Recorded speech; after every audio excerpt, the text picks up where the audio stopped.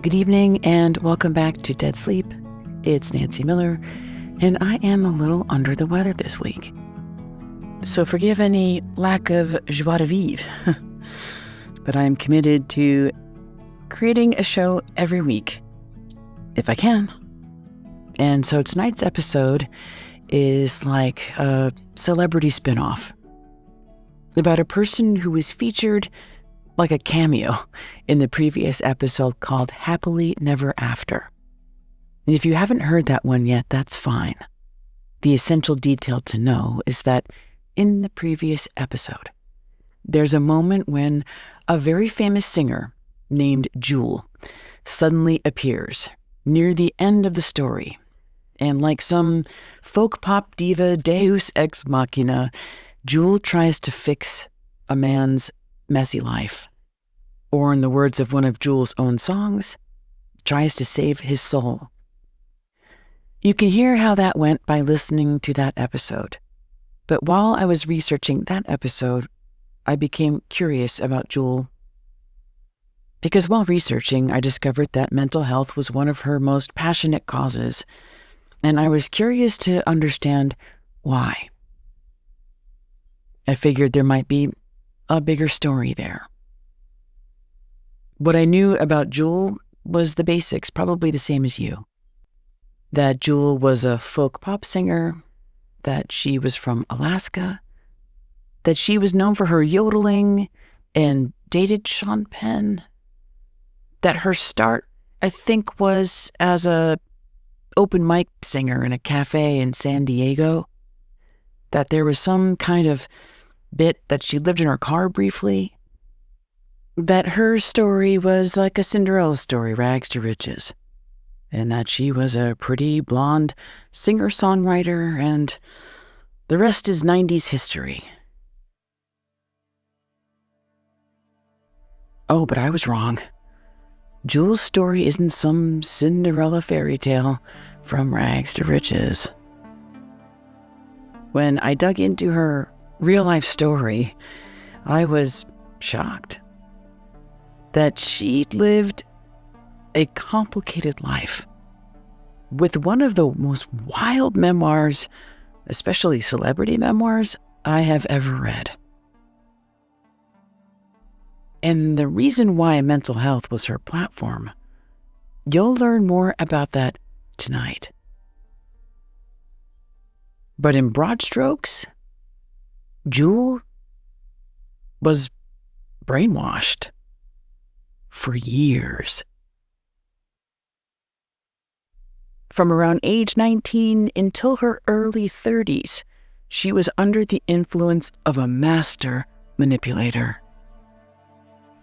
A woman who was supposed to be Jewel's savior, but proved to be a devil in disguise. Jewel's music has always been hard to define. A blend of pop, folk, country, and Jewel's life story is the same way. A stunning melange of three true crime tropes: the epic grift, the cult saga, and the inspiring tale of survival. And while Jewel is a famous singing star, her experience asks a universal question. Just how far should we go for love? For Jewel, she was so desperate for love, she'd do anything, even if it meant losing everything. Her fortune, her future, and her grip on reality.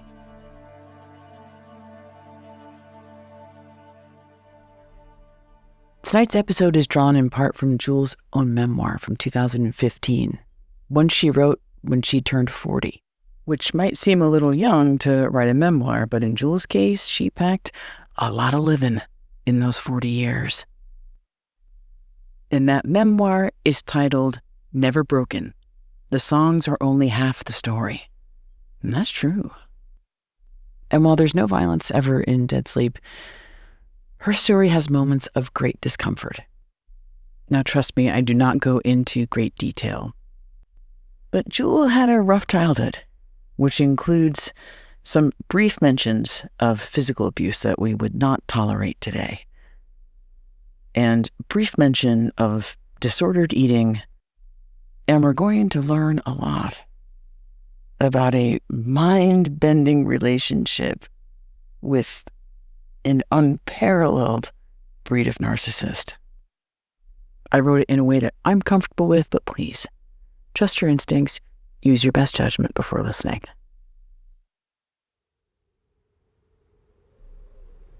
Our story begins on a dark, cold, wintry night, somewhere in the wilderness of Alaska. It's the late 1980s, but judging by the scene before us, it could be the 1880s. As 15-year-old Jewel trudged her way home, a simple shack where she lived alone, with no electricity, no indoor plumbing, and no running water. This wasn't some weekend of roughing it. This was teenage Jewel's reality. Jewel Kilcher was a third-generation Alaskan, whose family on her father's side were pioneers of prominence. Her grandparents moved to Alaska in the early 1940s, nearly 20 years before Alaska officially became the 49th state, back when the government gave land away, so immigrants, like her Swiss-born relatives, would put down roots and build a homestead, which they did. Her father was one of 8 children, and the most relevant thing to know about him, in relation to Jewel, was that his first name was Attila. And much like his namesake Attila the Hun, Jewel's father was himself a cruel and brutal dictator, at least in their household, especially after Jewel's parents divorced, and he moved Jewel and her 2 brothers from the city of Anchorage to the family's property in the untamed Alaskan wilderness. Jewel and her father had once been a performing duo. He played guitar and sang, and Jewel lent her sweet, soft soprano as harmony, like a fine dusting of sugar to every song. Her dad was a professional social worker with a master's degree, but these days he was making it as a professional musician. And with the help of Jewel, they were a successful team, at least for a little while.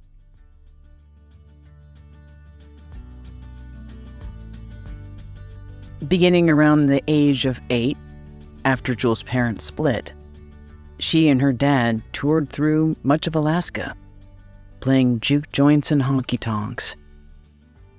Back then, Jewel was barely tall enough to reach the bar, to order herself a glass of water and steal a handful of maraschino cherries for dinner, and keep a safe distance from the dangerous swerves of hard-drinking customers as they staggered to and fro, sometimes drunkenly drifting their way outside into the sub-zero Alaskan temperatures, where they would stumble like an injured animal, sinking to the ground,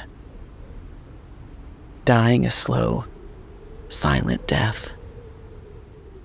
Life in Alaska, no matter how rich, how poor, how pretty or young or how talented, it was a harsh place to live. Truly unforgiving to anyone who just happened to make the smallest of mistakes. One false move. That was it. Nothing personal. It was nature. There were predators everywhere, animal and human. In the Kilcher household, Jewel's biggest threat was her own father, who was once a sober Mormon man, but after his divorce from Jewel's mother, became bitter and angry and started drinking Jewel had two brothers, one older and one younger. And despite their best efforts to appease their father, he would grow angry and frustrated. And once you poked the bear, he came out swinging. Jewel remembers the first time her father hit her was when she was 9 years old, just before she went to school. And she and her little brother were so stunned and fearful, they left without their lunches. They walked the several miles to school, tears streaming down their cheeks. Later that day, their father came to the school with their lunch bags in his hands. He was ashamed, sheepish, and he apologized for what he'd done. And Jewel, grabbing her lunch bag, forgave him. Jewel understood, even then. He was passing on what he had learned as a boy, whose own father beat him terribly. And his father said, "I love you," exactly once, uttered on his deathbed moments before he died. But ever since that day that she was struck, she was afraid of her father, always on eggshells. And that fear would eventually become anger. That anger would become defiance. And by the time she was 15, she and her father fought so often she couldn't live under his roof anymore. And so she moved into this shack, even if it didn't have electricity or water or plumbing, even if she had to go down to the creek to make coffee or wash her clothes. Her bathroom was an outhouse, and the land was her grocery store. For years, she and her family grew everything they ate, at least at first, and there was something to be proud of with all of this. Though by now, at 15, she was always hungry. Hungry for food, hungry for things, and hungry for love. Jewel's mother lived in Anchorage, Alaska. Anchorage was a 5-hour drive away, but it might as well have been on the moon. Jewel didn't have a car. If she wanted to go somewhere, she would either have to walk or go on horseback. For a trip that distance, Jewel would need to hitchhike, which wasn't uncommon, but was still nonetheless dangerous for a girl on her own. But one that Jewel would do for her mother. Of course, Jewel always made sure she could defend herself as necessary. Her weapon of choice was a gleaming 4-inch skinning knife that she kept tucked in one of her boots. She could skin an entire bison with that knife. Some boneheaded creep didn't stand a chance. The trade-off for feeling safe was, at times, feeling lonely. Jewel spent a lot of time by herself, scribbling in her notebooks. The narrative around this whole situation was that her father had stolen Jewel and her brothers from their mother, had blackmailed her somehow. She didn't know the specifics. But she found it hard to believe that her father would fight for custody of Jewel. He didn't even seem to like her. Her name felt like a cruel joke. A jewel is supposed to be precious. So why did Jewel feel so worthless? And on cold nights, she'd write in her journal, the only place where she could really have her own thoughts. Cozy under a pile of blankets, parked near a coal-burning stove. And sometimes, when the coal stove went out, she'd wake up with frost on the tip of her nose.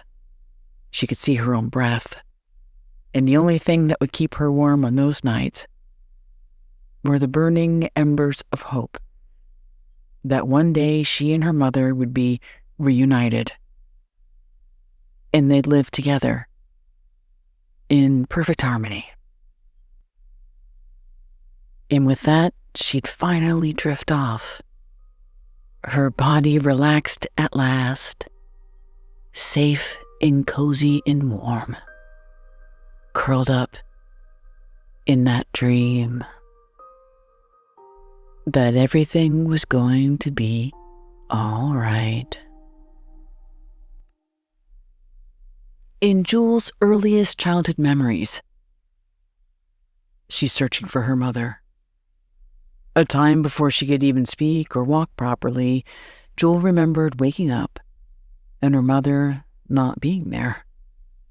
And little Jewel would tootle down the hallway of their home that was back in Anchorage at the time, and she'd follow the sound of bliss, of harmony, when her parents practiced together.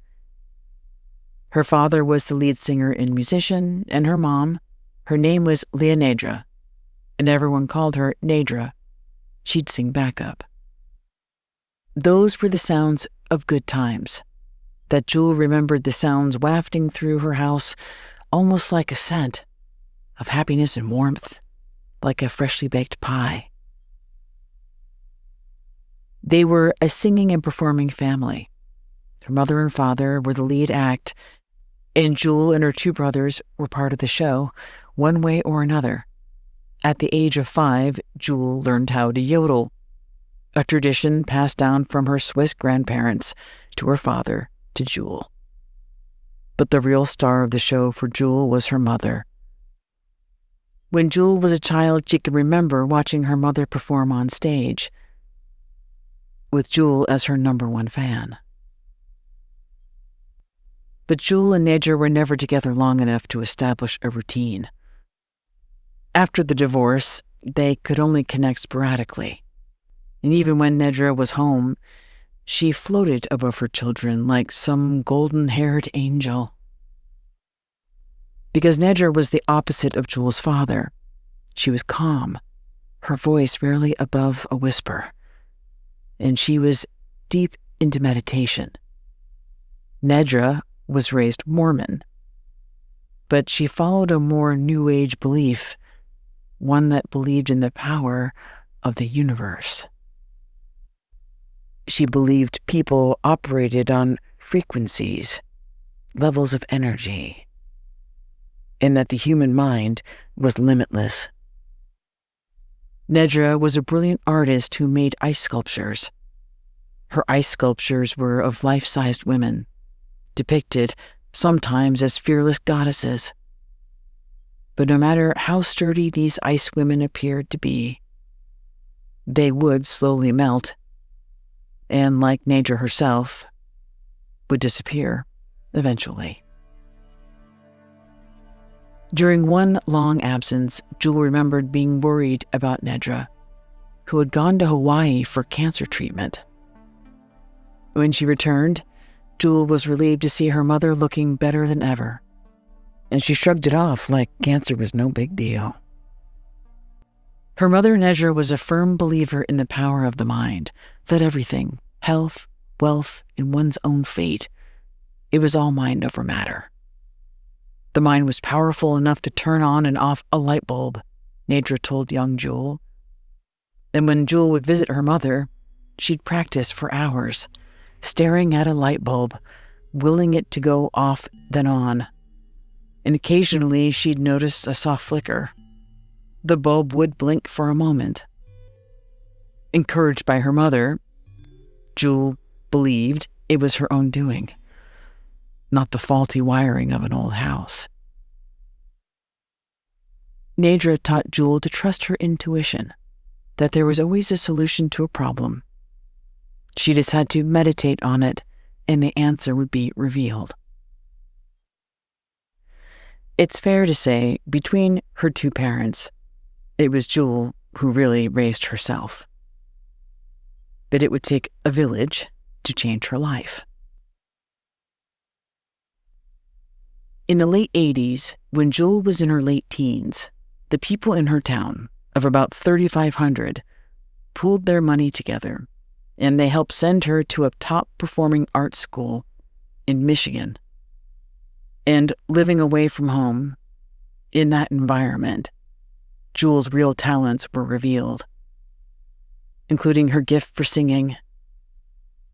Jewel was largely self-taught, of course, but those final 2 years of high school helped her hone and refine her singing voice. During that time, Jewel also honed 2 other practices: shoplifting and binge eating. She had never consistently had food or things in her life. Therefore, when she went into a store and shoplifted a dress as a gift to herself, she considered that a form of self-care, that she deserved it, that no one was going to give it to her, so she was going to have to take it for herself. And with food, it was the same thing. There was so little love and comfort in her life, food helped give her that sense of well-being.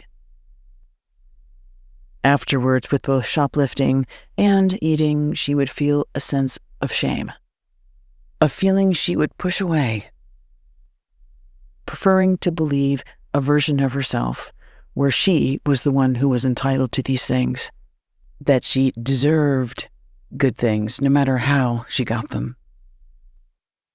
After she graduated from high school, Jewel was rudderless for a good year. Despite going to a top-performing art school, Jewel didn't really have a sense of direction. She still struggled profoundly with her confidence, and it never occurred to her to dream big. For most of her life, her only dream was one thing: to be able to be reunited with her mother. And finally, at the age of 19, she was. She learned her mother had moved to San Diego, that she was having health issues and was living in a health center, detoxing through a vegan diet and special juice cleanses. Jewel realized it was time for her to help her mother, be by her side as she battled whatever she was going through.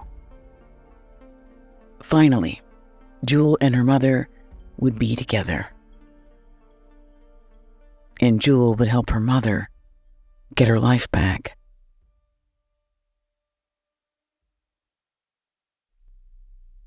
The move to San Diego was the fulfillment of Jewel's wildest dreams. Here she was in the beautiful beach city, not too far from the music capital of Los Angeles. And most important, she was reunited with Nedra, her mother. Jewel moved in with her mother, and they were now roommates, and they looked like sisters. Nedra and Jewel stood out for their long, beachy blonde hair, blue eyes, high cheekbones, and Scandinavian complexion, pale skin that magically turned a tawny gold when kissed by the California sun. The biggest difference was in their smiles. Growing up, Jewel's family rarely had enough money for a dentist, forget braces, so Jewel had a crooked top row of teeth with a fang-shaped bicuspid she affectionately called her snaggletooth. A set of chompers people would point-blank tell Jewel to fix, but she'd refuse. Even when she became famous, she wasn't going to change a thing. The same could be said for the arrangement in San Diego, where she and her mother were becoming thick as thieves. At night, they'd stay up and share stories, secrets like best friends. And during the day, they'd stroll down to the soothing ocean waters of the Pacific Ocean, breathing in unison. Nedra told Jewel that they would always be together, that they were 2 bodies, yes, but 1 soul. So even if one day they were physically apart, they would still be together as one, no matter what. Jewel liked that idea. 1 soul, 2 bodies. There was comfort in that, because it meant she'd never have to feel alone ever again. Now, on the higher plane, where Nedra existed, maybe they were 1 soul, but in the day-to-day details of modern life, it was Jewel and only Jewel, who worked to pay the bills. Between her life in Alaska and her time spent in performing arts school, Jewel had a strange hodgepodge of skills. She could wrangle a wild horse or milk a cow, all while singing a pitch-perfect aria. But she had no practical life skills. She didn't know how to balance a checkbook or even open a bank account. She took odd jobs where she could get them, and her paychecks would go straight to her mother so she could pay the rent. Still, it was hard to make ends meet, and Jewel was getting desperate. Throughout Jewel's life, she was aware that her looks had a certain effect on men. Since the age of 14, Jewel had to learn how to let men down easy, with a smile and some quick wit. And when they didn't take the message that way, she would just give them a flash of that knife in her boot. Jewel was innocent-looking, but she was no pearl-clutching prude. At one point, she had interviewed for a nanny position, and the father had invited Jewel out to dinner for a follow-up interview. And over that dinner, which happened to be in a hotel, he offered Jewel $1,000 to sleep with her. Jewel wished she were the type of person that would have immediately said no. But $1,000, that was a lot of money. And this guy was a young, handsome father. He'd cheat on his wife anyway. Why not profit off of it? But in the end, she said no. Though she surely wouldn't judge someone who said yes. And down in San Diego, it seemed like any man who offered to help her wanted something in return. And in one fateful incident, a boss that she had hit on her, and when she rejected him, he fired her. And not only did he fire her, he withheld her last paycheck, the paycheck she needed to pay rent. When she came home and explained all of this to her mother, that if they didn't get this paycheck, they were going to be evicted, her mother's reaction was strange. One might assume that a mother would be outraged by this news, march right down to the office, give that boss a good tongue lashing, and get that paycheck. Instead, Nedra waved it away. They didn't need that money. What if we got rid of this apartment altogether, simplified our lives? Simplifying their lives meant living in their cars. So Jewel winnowed down all of her belongings into what could fit into a backpack, grabbed her guitar, and moved into her little green car. And her mother downsized into her old car. Then they parked side by side. And for a while, it was fun. And compared to Alaska, San Diego and the climate, living in your car was a breeze. It was supposed to be temporary, just a couple of months until Jewel could save up for the deposit on another place. And it didn't occur to Jewel to ask her mother to make more of an effort to help cover expenses. From a very young age, Jewel was taught that love was a precious commodity. There was never enough of it to go around. And if she wanted love from her parents, from anyone really, she had to earn it.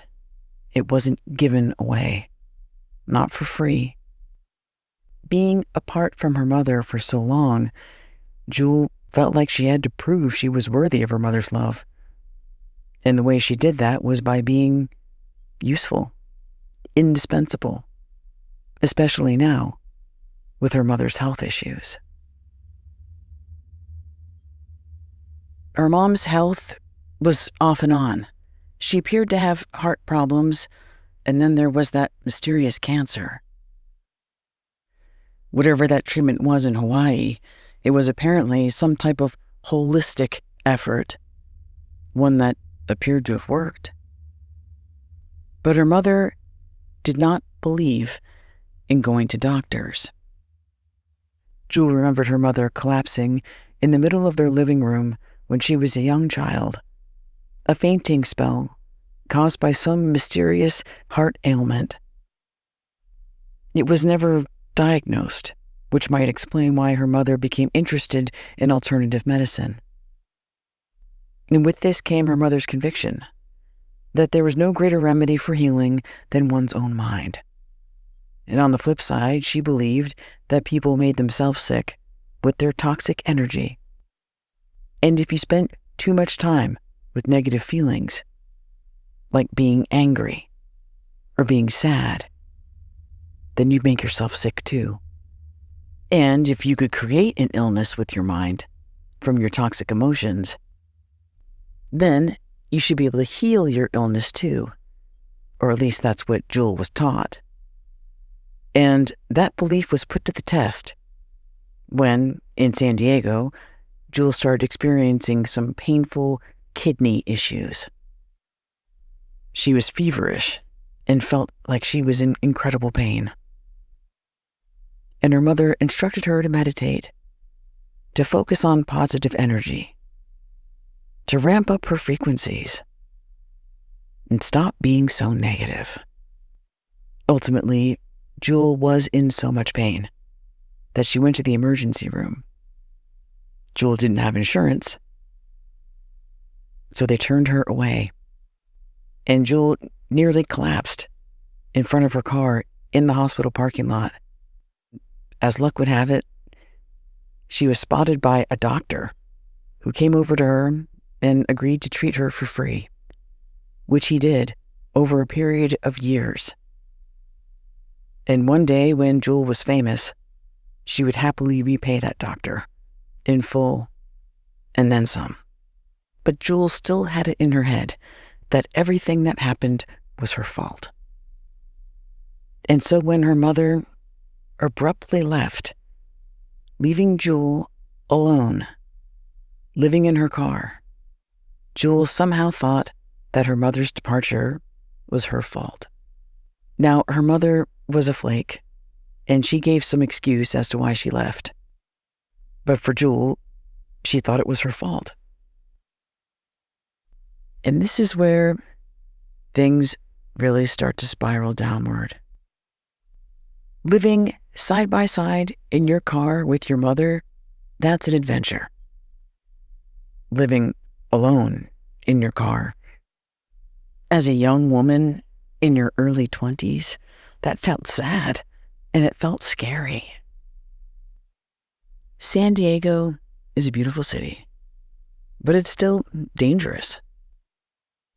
And once again, Jewel found herself, just like she did back in Alaska, fearful and vigilant. And it was during this time, living alone in her car, she developed agoraphobia. Agoraphobia, as you know, is an anxiety disorder characterized by a fear of situations where escape might be difficult or help unavailable, often leading to avoidance of public places or situations. Jewel used to love being outdoors, and she loved connecting with people. But now, all she had in her control was this little green car. And soon enough, even that would be taken from her. One day, Jewel returned to the parking lot and saw her car was gone. Worse yet, her guitar was inside her car, and that too was gone. Jewel's car was her home, and when that was gone, Jewel realized that she was officially homeless. And that was the breaking point. The silver lining, if there was one, and Jewel had to find a silver lining to survive, it was this. She had time.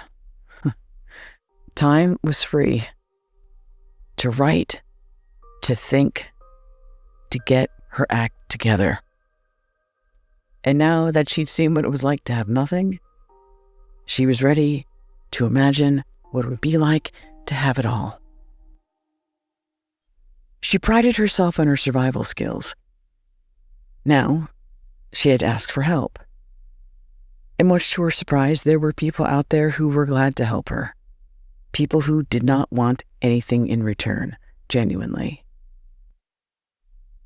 And her first order of business included getting a new guitar. A guitar that she still uses to this day. And with that guitar, she took a chance. And she stood out one day on a sidewalk in San Diego and started playing and singing.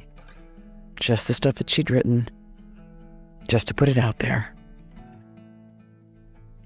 And much to her surprise, as a couple of kids walked by, one of the teenagers dropped $5 in her open guitar case. Now, it was just $5, but it was a sliver of evidence that Jewel could maybe make a living as a musician. And then she went to work. Jewel wasn't the best singer. She wasn't the best guitar player. She was still figuring out how to even write songs.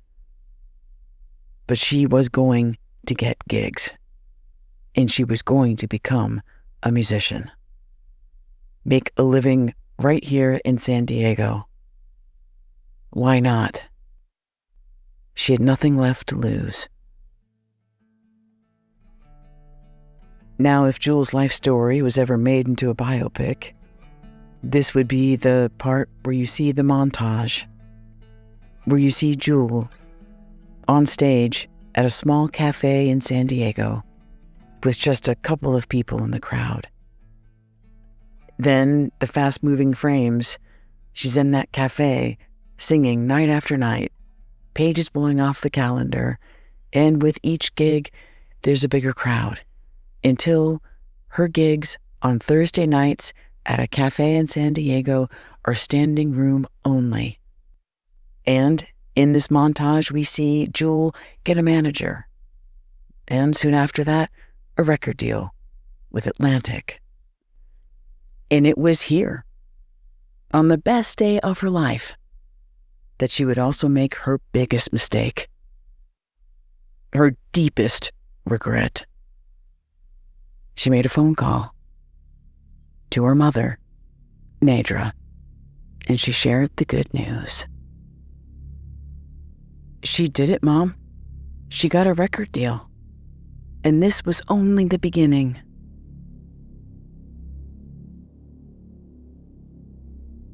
When Nedra heard the news, of course, she was thrilled. This wasn't just Jewel's success. It was Nedra's too. Because they were two bodies, but one soul, remember? And Nedra knew that she had to move down and be with Jewel. Nedra always claimed to have special powers. She could make things happen with her mind, and therefore she was going to be a terrific asset to Jewel's team, as Jewel officially launched her career as a professional artist when her first album came out in 1995. That album was called Pieces of You. And by the time Pieces of You gained traction, Jewel's mother, Nedra, had gotten a piece of the action.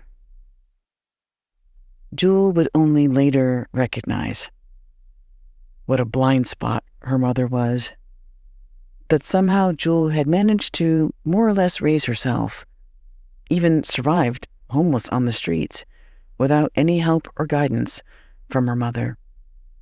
And in fact, when she'd first moved to San Diego and asked for her mother's help with a demo tape, her mother kept telling her that she wasn't ready and she needed to meditate on it. But now, Jewel was becoming successful, and her mother found a way into not just her personal life, but her professional life.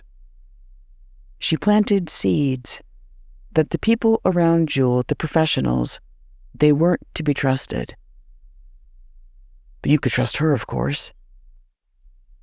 She was Jewel's mother. Only now, it was 2 bodies, 1 soul, and millions of dollars. And she was there to make sure that Jewel would not be taken advantage of.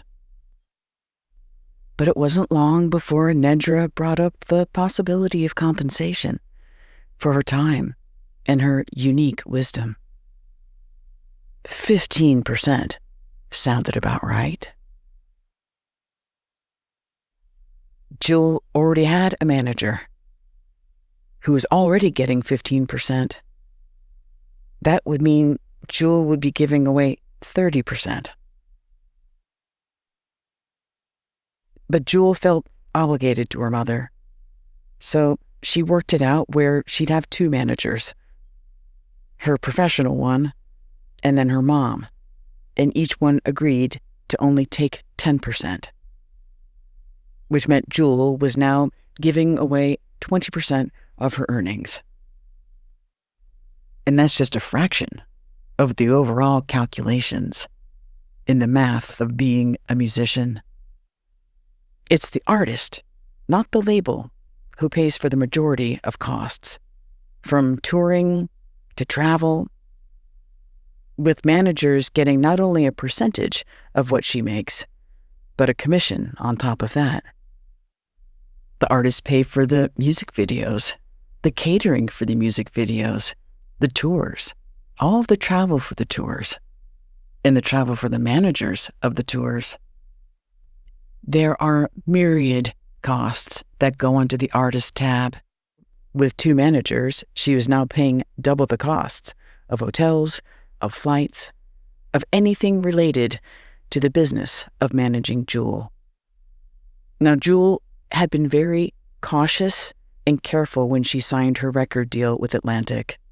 She turned down a $1 million advance because she knew, as the artist, she'd have to one day pay that money back. Jewel was in this for the long run, and she didn't want to have the pressure of some big advance hanging over her head. She wanted to be the artist that made the most and cost the least. But over the coming years, her mother would make that impossible. If Nedra had one gift, it was in spending money. She liked to travel by private jet, while Jewel liked to drive an old Volvo. Jewel's greatest fear was being broke and homeless. And so she did everything she could to be frugal now so that she could be safe later. And even though she'd sell millions of albums, she would carefully sock away her money. Jewel knew somewhere in the back of her mind that her mother was overspending. She knew that her mother took private jets, that she had her own team, a production company, an empire that she was building on Jewel's back. Jewel just wanted to be Nedra's daughter, but deep down, she sensed that if her mom quit being her manager, she would also quit being her mother. But no amount of money seemed like enough to earn her mother's love. And by the early 2000s, her mother had exerted so much emotional and psychological power over Jewel that Jewel no longer trusted her own instincts or her own talent. One time, when her lawyer handed her a check for $1 million, he expected Jewel to jump for joy. Instead, Jewel felt ambivalent. Sure, she was given the check, but the credit belonged to her mother and her mother's growing entourage of healers and hangers-on. Now, there are plenty of stories of momagers who end up exploiting their own children financially. But the twist here was that her mother was building a following, with plans to build her own wellness franchise. Her mother even had her own guru on the payroll. And over time, Jules seemed less like a daughter and more like a follower. Her mother less like a mother and more like a cult leader. If Jules ever questioned her mother, she would get pushback from the other followers. And her mother would say, "Don't ask me. Ask the guru what you should do." And of course, the guru would side with Nedra.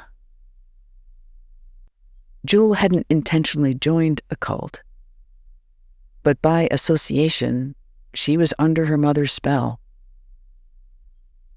And her mother, not Jules, had complete control, financially and psychologically. And she took credit for Jules' career publicly. And her mother even wrote a book, one part memoir, one part self-help, 100% grift. It's titled The Architecture of All Abundance: 7 Foundations to Prosperity. And I read it. It is a scatterbrained hodgepodge of new age claptrap.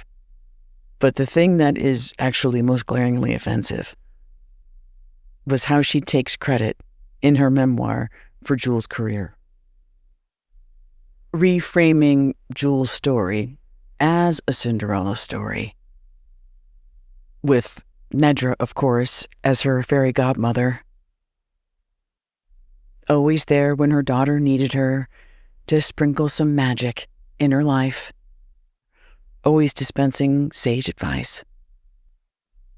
In Nedra's version of events, Jules looks like a clueless, lost little girl. And maybe that's what hurt Jules the most. She cringed when she saw how her mother viewed their relationship. Jules felt trapped. For years, she was desperate to have her mother in her life. But now that it was actually happening, it was turning into a nightmare. Jules didn't realize it at the time, but her mother was hurting her career. It became known in the industry that Jules and her mom were a package deal, and that her mom had no idea what she was doing. That she was at best eccentric, and at worst bizarre. But if you crossed her, you'd be cut out of Jules' life. So people were careful, and they kept their mouths shut. Until finally, the thing that Jules feared the most, it came true. In 2003, the truth about Jules, her mother, and their financial situation became brutally clear. Now, Jules would be the first one to acknowledge she was naive, that she chose just to be an artist and didn't focus enough on the business. But still, she was under the impression that for the past decade, she'd been socking millions of dollars away, ensuring that she would have plenty of money by the time she hit her 30s, that she could take a break, maybe do an album and take a few chances, not rely on the whimsical, fickle nature of the music industry. But in 2003, the facts were laid bare when her mother admitted that there was no money left. Not only was Jules broke, she was in debt.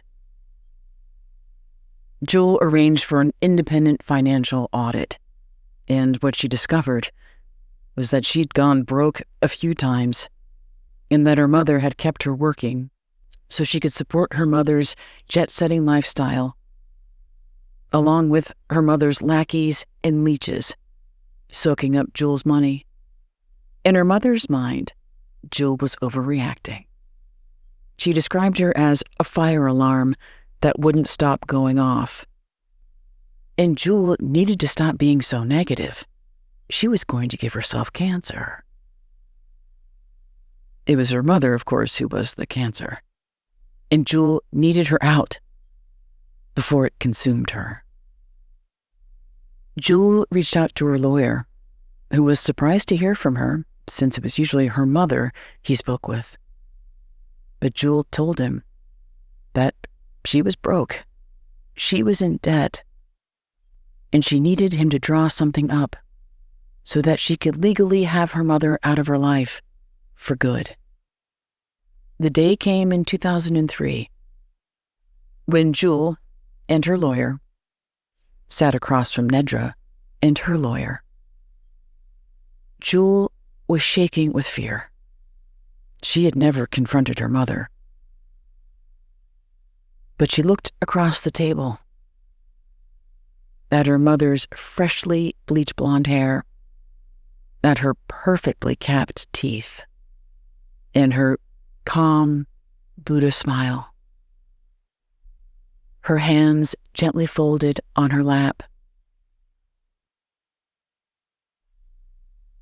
And it was for the first time that she was staring across at this woman who she'd seen a million times, but barely knew. When all was said and done, the paperwork signed, Jewel's mother turned to her and said,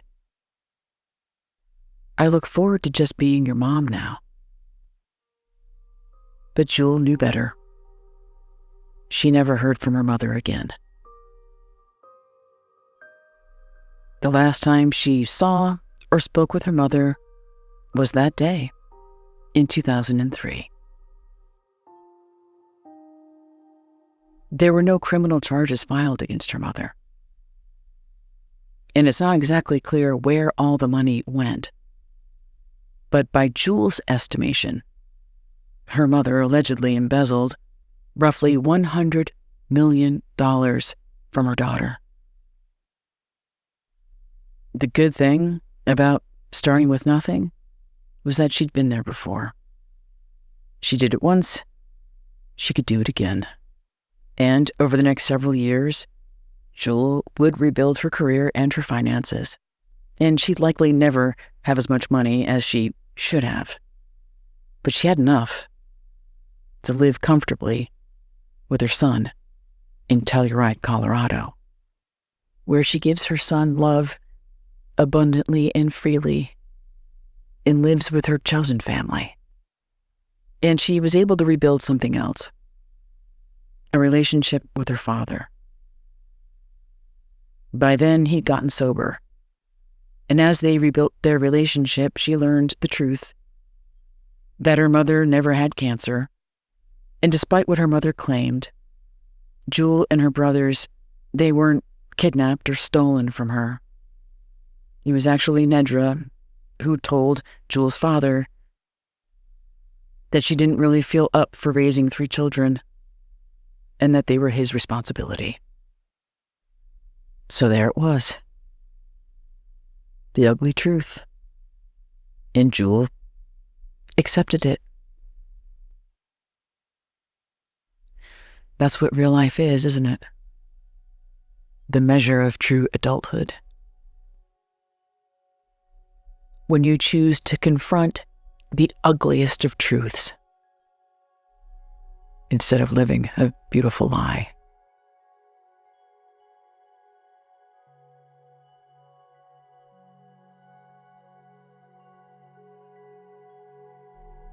Thank you, as always, for listening, my chosen true crime insomniac family. A quick reminder that the next episode of Dead Sleep Naked is coming out in a couple days, the 5th of a 6-part series. Be sure to subscribe so you don't miss it. Until then, nighty-night.